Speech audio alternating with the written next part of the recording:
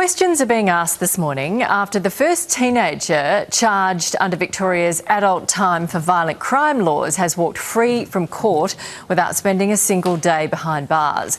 The 16-year-old girl has been sentenced to an 18-month youth supervision order for stealing a taxi at knifepoint and crashing it at high speed. In handing down the sentence, the judge ruled there were exceptional circumstances. The girl was a first-time offender and had kept out of trouble since her arrest, as well as dealing with mental health issues and a troubled upbringing. Joining us now is Victorian opposition leader Jess Wilson. Good to have you with us. So what was your reaction to this sentencing? Well, good to be with you this morning.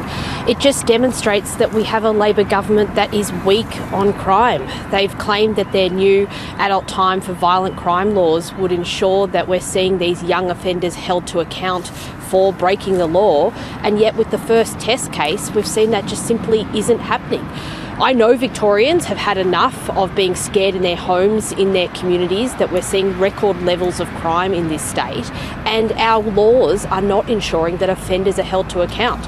That's why we've committed to bringing in serious adult crime, adult time laws, closing these loopholes and ensuring that offenders are held to account, but also establishing a new court to appoint specialist judges to actually enforce our tough new laws. Okay, because the government says this was an independent judge and they made the decision based on all these, reasons. The father was in jail, the mother had a history of violence towards the first-time offence, all that sort of thing. So how could you guarantee that your judges and your court would change things? Well, the first starting point, Nat, is to actually change the law in this state and put in place serious, tough new adult crime, adult time laws that would close these loopholes and ensure that for the 25 serious offences that we've outlined, that youth offenders are sentenced under the Adult Sentencing Act in this state. What we've seen is the judge, despite these new laws, still went back to the sentencing for children, despite the fact that this young offender held a knife to a cab driver. I think Victorians are looking for a government that is actually going to ensure that offenders are held to account when they break the law. The reason that we have record levels of crime here in Victoria is because the Labor government weakened bail laws 3 years ago. We've had a revolving door of bail, and youth offenders in particular do not think that there are consequences for breaking the law. That has to change.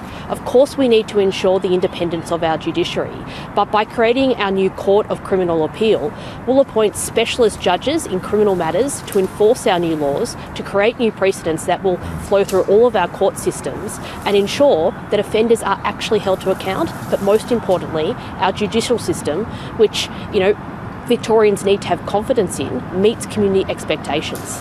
David Crisafulli essentially got elected in Queensland off the back of same tough laws. Experts say these adult time laws go against evidence on child development and might actually be making the problem worse. Would you be doing this if it wasn't so popular with voters? Well, it's my job to make sure that Victorians feel safe in their homes and in their communities. And right now, they don't. I get CCTV sent to me on an almost daily basis of people trying to break into homes, steal cars. Victoria is the car theft capital of Australia. That is not something we want to be on the top of the leaderboard for. So we have to ensure that young offenders in particular know that if they break the law, there will be consequences.